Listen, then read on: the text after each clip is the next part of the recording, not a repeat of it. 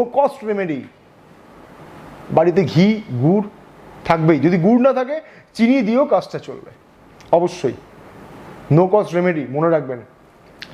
কিভাবে করবেন ভালো করে মন দিয়ে শুনে নিন। এই টোটকাটা করতে হবে সোমবার দিন, কেমন? সন্ধেবেলায় করতে হবে। ধরুন যা চিনি বা গুড় আপনি যেটা জোগাড় করেছেন বাড়িতে, চামচ দিয়ে ভালো করে গুঁড়ো করে নিন, কেমন? এবং ঘিটাকে সামান্য একটু আগুনে গরম করে নেবেন যাতে ঘিটা একটু গলে যায়, লিকুইড ফর্মে হয়ে যায়। এবারে ওই চিনি বা গুড়ের যে ডাস্ট তার সাথে ঘিটাকে খুব ভালো করে মাখিয়ে নিন। যখন মাখাবেন তখন নিজের নাম গোত্র বলবেন, নিজের মনস্কামনা জানাবেন যে কী উদ্দেশ্যে আপনি এই কাজটি করছেন। একটা নাড়ু তৈরি করুন ভালো করে মাখিয়ে, ওই নাড়ুটিকে মানে নাড়ুর আকার আর কি, সেই নাড়ুটিকে আপনি বাড়ির ঈশান কোণে রেখে দেবেন।